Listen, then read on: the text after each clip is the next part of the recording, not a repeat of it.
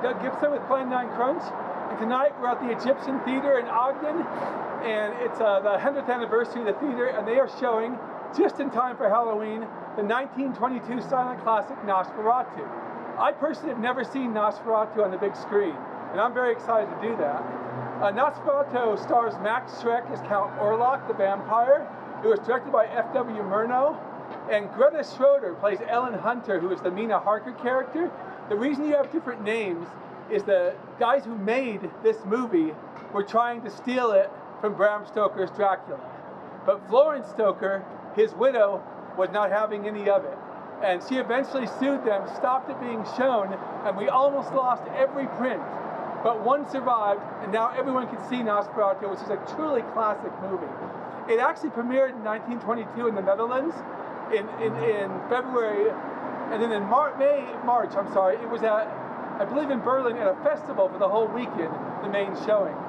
So we're gonna have a fun time watching Nosferatu tonight. It's something I want to do, and I hope you guys just go to your TV, your DVD, your Blu-ray, your YouTube, your Amazon, and watch this classic film. It's worthy for Halloween. And I'm Doug Gibson, and that's a wrap.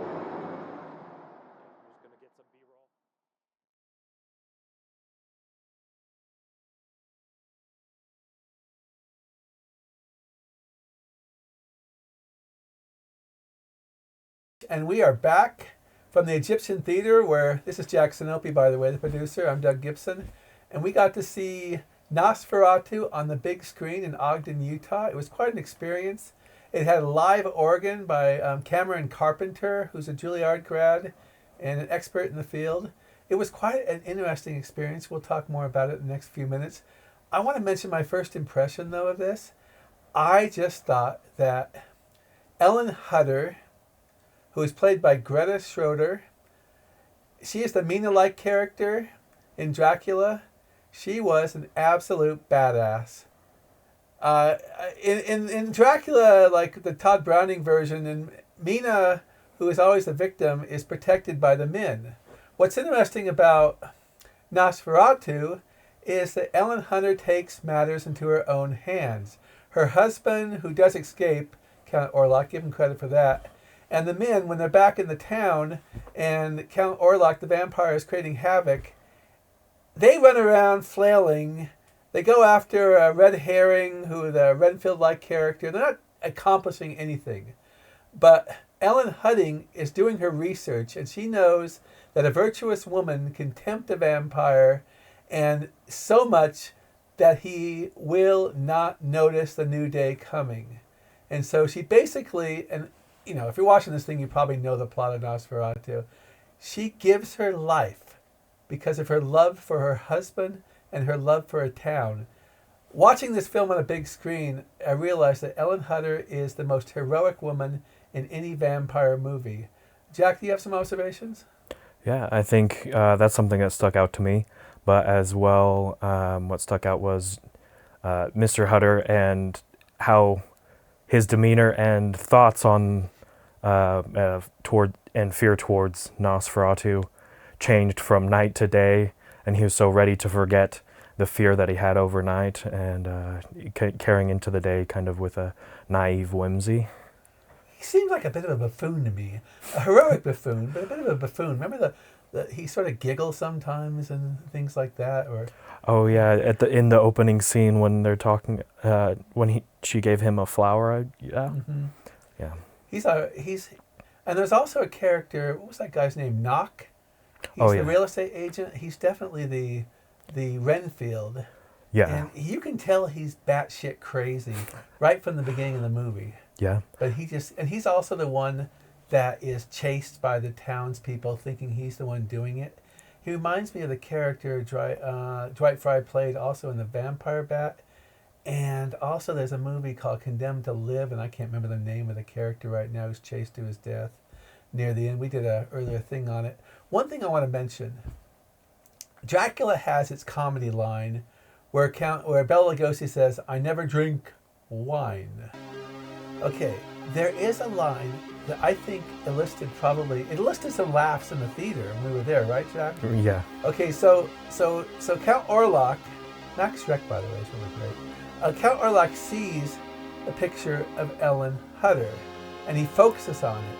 It almost reminded me of John Carradine focusing on the girl in Billy the Kid versus Dracula, believe it or not, in the Stagecoach. But he looks at it, and Hutter says, "This is my wife," or something like that, and he uses the line, "Your wife has a very beautiful neck."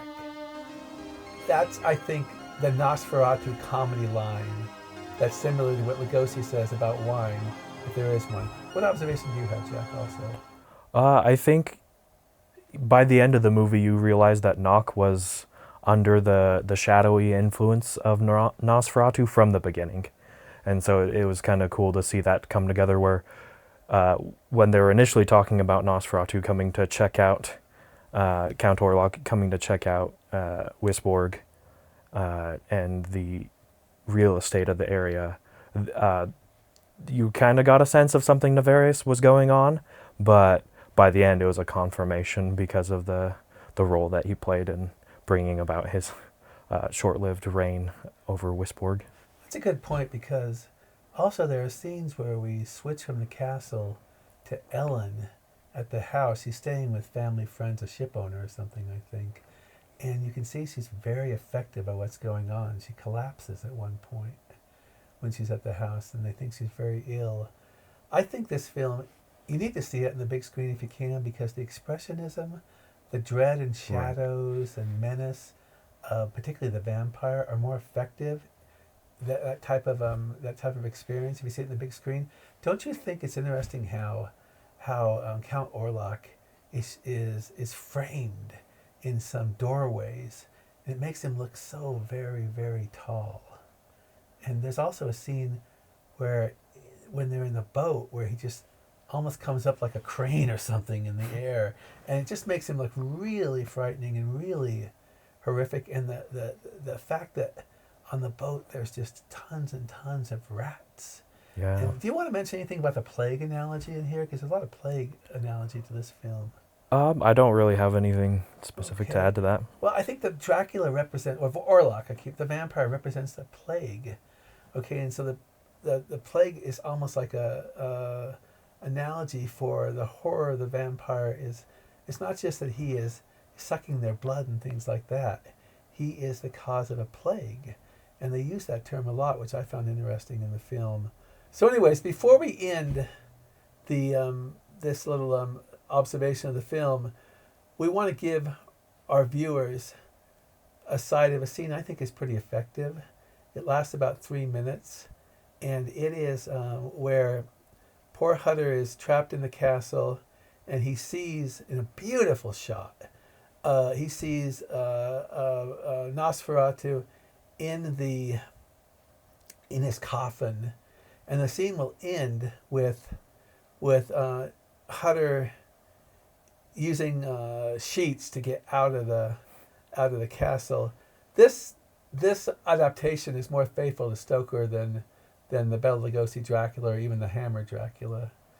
And anyways, let's go watch that now.